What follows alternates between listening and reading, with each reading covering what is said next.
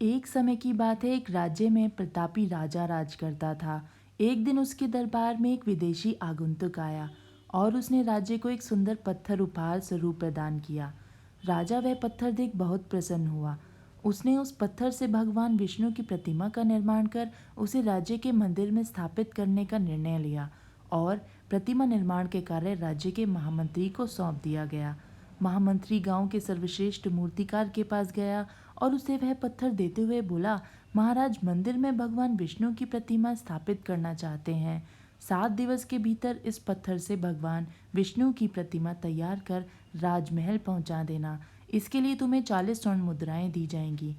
40 स्वर्ण मुद्राओं की बात सुनकर मूर्तिकार खुश हो गया और महामंत्री के जाने के उपरांत प्रतिमा का निर्माण कार्य प्रारंभ करने के उद्देश्य से अपने औजार निकाल लिए। अपने औजारों में से उसने एक हथौड़ा लिया और पत्थर तोड़ने के लिए उस पर हथौड़े से वार करने लगा, किंतु पत्थर जस का तस रहा।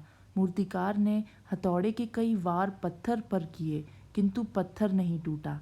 50 बार प्रयास करने के उपरांत मूर्तिकार ने अंतिम बार प्रयास करने के उद्देश्य से हथौड़ा उठाया, किंतु यह सोचकर हथौड़े पर प्रहार करने के पूर्व ही अपने हाथ खींच लिए कि जब 50 बार वार करने के बाद भी पत्थर नहीं टूटा तो अब क्या टूटेगा। वह पत्थर लेकर वापस महामंत्री के पास गया और उसे यह कह वापस कर आया कि इस पत्थर को तोड़ना नामुमकिन है, इसलिए इससे भगवान विष्णु की प्रतिमा नहीं बन सकती है।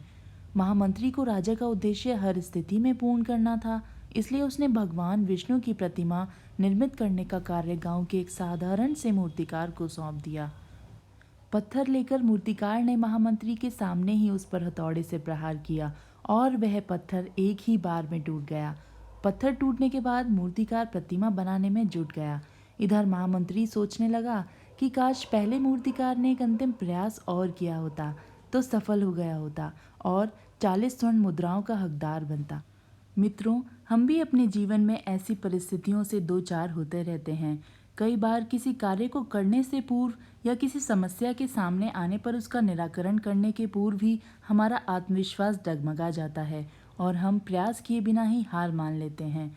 कई बार हम एक दो प्रयास में असफलता मिलने पर आगे प्रयास करना ही छोड़ देते हैं, जबकि हो सकता है कि कुछ प्रयास और करने पर कार्य पूर्ण हो जाता या समस्या का समाधान हो जाता।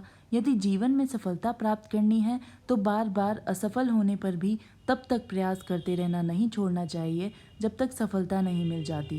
क्या पता जिस प्रयास को करने के पूर्ण हम हाथ खींच लें वही हमारा अंतिम प्रयास हो और उसमें हमें कामयाबी प्राप्त हो जाए। धन्यवाद।